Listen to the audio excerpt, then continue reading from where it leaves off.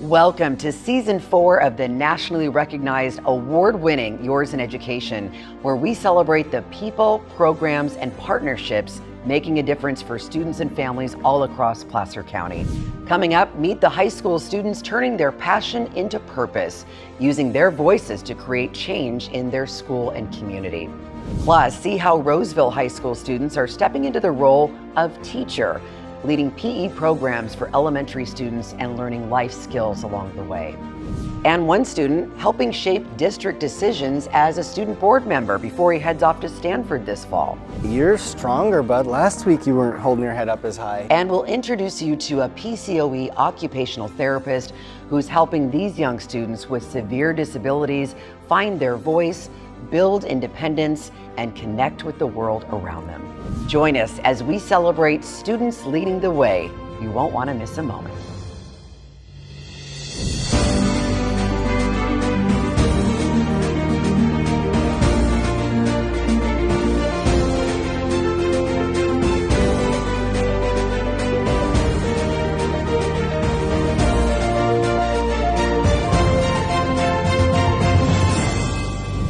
Welcome to a brand new season of Yours in Education, brought to you by the Placer County Office of Education.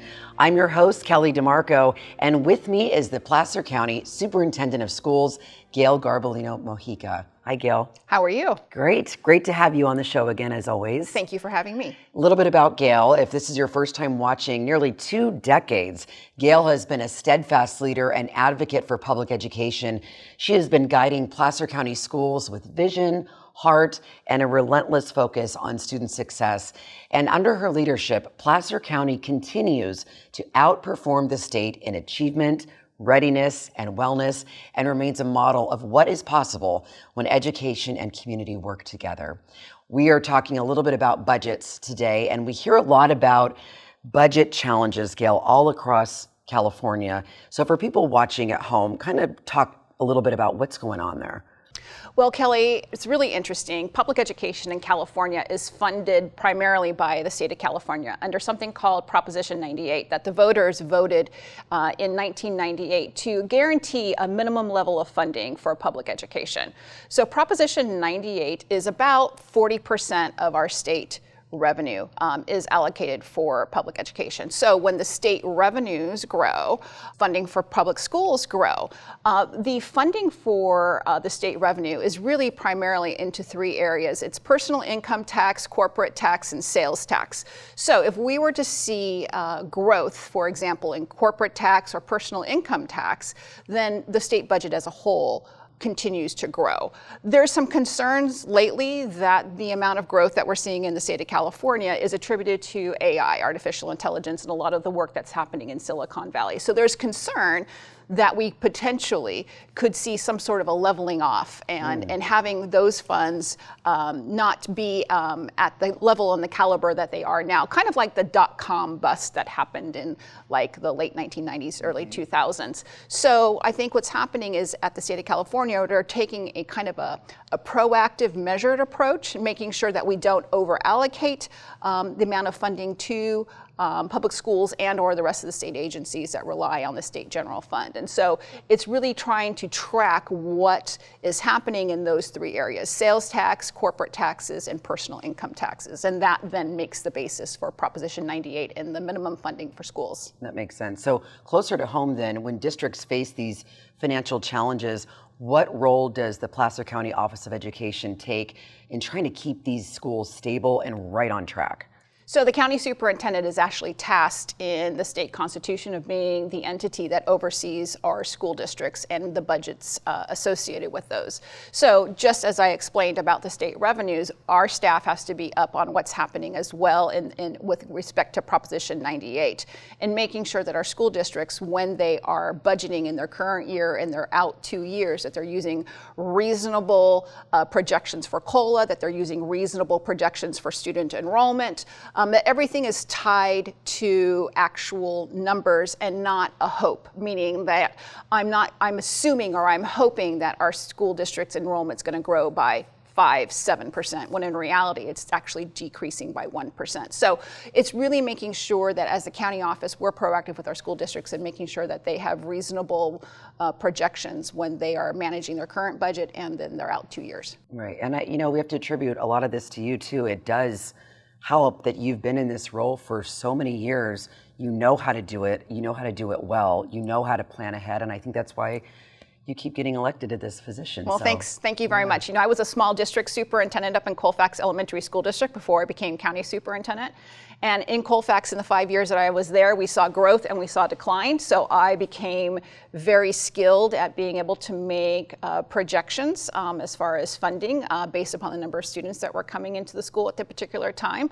And I left that school district very financially sound and came into the county office and took those skills that I learned and applied them. And so hopefully in the last 20 years, I have been able to impart some pretty substantial and solid financial advice to our school leaderships to make sure that they are managing in such a way where they can focus on creating a high quality education and providing a variety of educational options to our youth and not have to have every single year conversations of what's our priority and what do we need to cut. So I think the community of Placer County should be very pleased with the quality of the educational leadership that we have, not only at the county level, but also in our school district levels as well. And of course, we know, Gayle, at the heart of all this is the students. This year, we're seeing more of them step up, speak out, and take an active role in their schools and communities. Our first story today takes us to North Tahoe High School, where one student-led club is helping teens turn their passion into purpose and their voices into action. We talk about things that are bothering students related to usually global action, like activism, but a lot of the time also local stuff, like things that are bothering people here. What topics do you guys kind of have on your minds right now? For me, the reason I started it was because I felt like people needed some way to feel like they were having impact. Everything feels super powerless, I think, for a lot of kids these days. I was just really, really interested in making a difference in my community. Because there's a lot of political polarization. I've just been seeing all over the news that there's been so much wrong in this world, and it's never sat with me, right? And it's always made me uncomfortable not being able to help someone that is in need. If we partner with more clubs, we'd have more people doing things. And we talk about just ideas, things we can do to take back some control. The opportunity to feel like you're really making a difference and doing something that matters just gives you such a sense of self that other things don't, just to be able to do something for other people. I really enjoy that, having that sense of community, of having people that I could communicate about problems I see and that are worrying me about where our direction is going in the future. And so I wanted kids to feel like they're making a difference. We're all figuring out who we want to be in this world, and by sort of growing up and growing through high school while doing things for other people, I'm getting a better sense of myself. Student leadership can take many forms, and at Roseville High School, it starts with students stepping into the role of the teacher. The RecAdmin program gives high school students the opportunity to design and lead PE lessons for local elementary school kids. It's building their confidence, communication skills, and real-world leadership experience along the way. Take a look. Here we go. 3, 2, 1, go! We need this one down over here. Not only is it benefiting our littles, but it's also benefiting our high school students. They practice leadership skills, and we love the partnership. All right, first team knocked over, all 3 wins. My experience is amazing. Getting to know the kids and how to teach the kids is one of the most best experiences I've had in high school. Oh! It's taught me to be patient. Really patient with different kind of people, because you don't really know their backgrounds, but patience is a big thing. All right. I've been in the RecAdmin program for 2 years now. This is my 3rd time taking it, and I love it. We have that leadership opportunity within the community, working with kids. Very good. I think the kids have a positive and great time with it, and so it's just become word of mouth. to sign up, and you can take it more than once. It's really awesome. It's a good feeling when the kids, like, especially when you come back and the kids know your name. That's definitely something that I love. It creates so much positivity. Our students love having our older students on campus. They look up to them and they bring so much joy. Team 2 behind your hula hoops. We'll have some squirrels in that group, but no, it's kind of like just the full experience. I'm actually minoring in education, so I hope to bring this class into my future. And yes, my mom's a teacher, so I kind of take from her, and yes, I would love to be a teacher. We do research on different games to play, so we have TK through third, so we look up different overhand throwing games for third graders, underhand rolling games for first graders, high, medium, and low level games for TK, like parachute is definitely one of our good ones that we use. And they're fulfilling a role for these little kids that they don't even necessarily realize in the moment, I think. Real world experience though, they're learning how to lead, they're learning how to step out of their own comfort zone, problem solve, and work with different personalities, adapt to different situations. I feel very positive about my experience. My motto always is, you teach today, you impact tomorrow. I love to see them happy and they're always having fun, and I like to see them have a challenge a little bit outside of a classroom so they're not just stuck inside all day. This is a very special program that not all schools have, and we love having them here at MyDo. And sometimes student leadership goes beyond the classroom and straight into district decision-making. One Placer High School student is helping give his peers a voice as a student board member for the Placer Union High School District, providing real student feedback on policies, priorities, and school issues.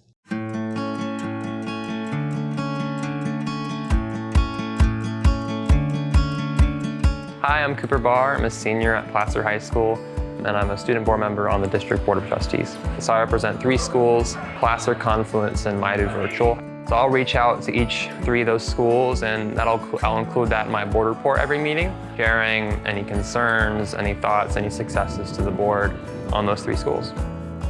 So today we did a student engagement session, and basically we had a cross-section of kids that were selected with students, and we just asked them questions. The best way to serve them is to ask, what do we need to do differently, and what do we need to make sure we never get rid of? So sometimes talking with the leaders on campus is the best way to solve problems.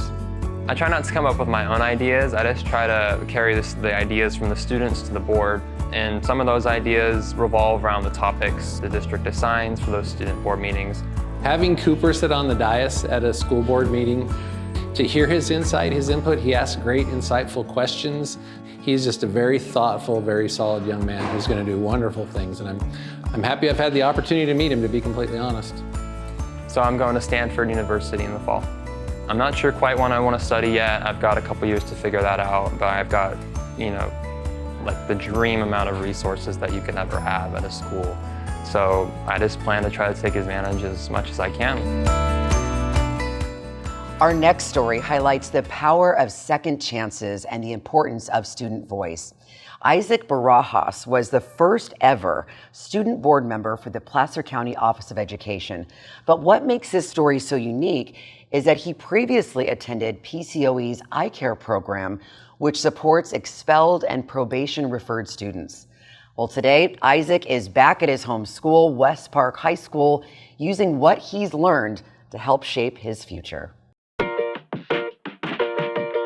My name is Isaac Barajas, and I'm a sophomore at West Park High School. Being student board member really did impact me a lot. I met a bunch of really nice people, and I think it was a great experience for me. Kind of unprepared at first, but I was prepared at the end. I met all the board members there for Placer County Education. I had to sit there, take notes, help the school, give them information on anything that was going on at eye care. All the good stuff, how they had new PE equipment, they had emotional learning going on. It's a very small school, but it was really good. It taught me how to be more confident in myself, and just a really fun experience. I was there for about 1.5 years at eye care. We had our own circle, we had an emotional circle. We really talked about mostly emotions and got in touch with your emotions, because a lot of kids didn't get to. So everybody deserves to be heard at one point. No matter who you are, you deserve to be heard. All the teachers were super nice. All of them really helped me through like all my stuff that was happening. I met new people there, and the situations that they had, I realized that everybody has a struggle. Eye care, it teaches you how to respect others, how to grow as a person, how to be more sociable, help people that don't get that help at home. A lot of the anger that I had, I just kind of got rid of it because I felt so like supported. And it really did help me grow as a person, it really did. I realized that the world didn't revolve around me, and I'm really proud of that, just that in general, just growing. I love you, Miss B. Gayle, Isaac brings such a unique perspective. I loved interviewing him, by the way. He seemed like such a great kid. But what is it for you that makes it so important to have a student like him at the table? You know, Isaac was our first student board member at the Placer County Office of Education, and it was such an important opportunity for him. When he was attending his comprehensive high school, he was one of 600 students in his particular grade level. And when he came to our program, he was one of maybe 25. And so he was able to lead and to shine, and he was selected by his peers to be our County Board of Education student rep. Where he came, he participated in our board meetings and in our voting and our discussion. And even though he was with us for 6 months before he went back to his home school district, that experience gave him self-confidence.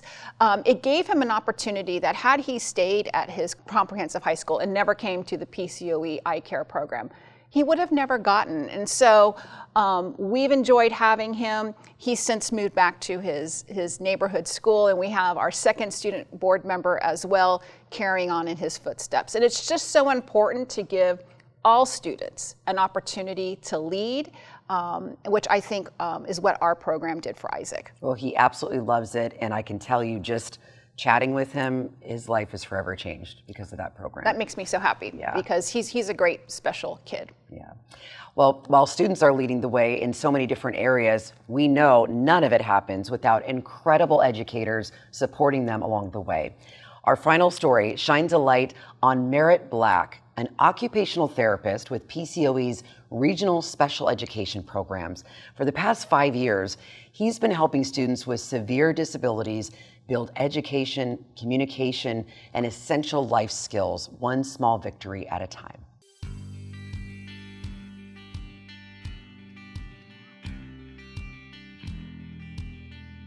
Merritt is caring and patient. He's very kind. He's that even keel kind of guy. He can walk in the classroom and read the room. Students love him because of his patience and calmness. Slowly working.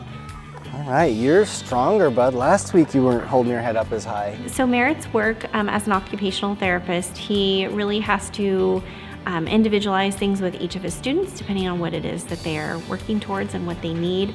But really it's getting them to have more functionality. So being able to, zip their jacket or take off a lid or something as simple as finger isolation to hit a button. So this next time we're gonna see if you can hit a button. Most people ask that question, oh, what do you do? I'm like, well, I'm an occupational therapist. I work with special needs kids in a school setting. The thing that I really do is I look at the situation and I figure out where the barriers are. 2, good work. So Catherine Gates is a pretty awesome site. They have lots of space and they have lots of equipment. We have a swing there. A lot of the kids in the SMD program don't get to move as their typical peers do. So giving them the opportunity to experience movement is really kind of life-changing. You are happy moving, aren't you? Just seeing their personalities come out when given the opportunity, and when you take down those barriers, they become capable. And that's really what's awesome, is learning from them how they can be strong and be themselves and have their talents come through. Gayle, you can really see the heart behind Merritt's work. And so important, I'm so appreciative that we're able to highlight a variety of the programs and the type of students that our staff interact with on a daily basis. And people may not know what an occupational therapist like Merritt really does on a day-to-day basis, but by showing how he interacts and how just getting a student the ability to tap a button is progress, I think it's really enlightening for a larger, broader community. And so I just want to thank Merritt and all of his colleagues at the County Office of Education who come to work every single day and really make a positive impact on the students that they serve. Yeah, it takes a special kind of person to just change those lives the way that he does. It's really heartwarming to watch. Thank you. Well, next time on Yours in Education, we are going to explore more about this idea of the power of second chances. From inmates earning their diplomas behind bars to detained students in court school being reminded they still have a future, to a young woman overcoming mental health challenges to finish high school. You are going to hear some really powerful stories of resilience, hope, and the life-changing impact of education. You won't want to miss it. We are back with brand new episodes every other month, so be sure to hit subscribe so you never miss a story. And we want to hear from you, right? Tell us in the comments what programs or topics you'd love to see next.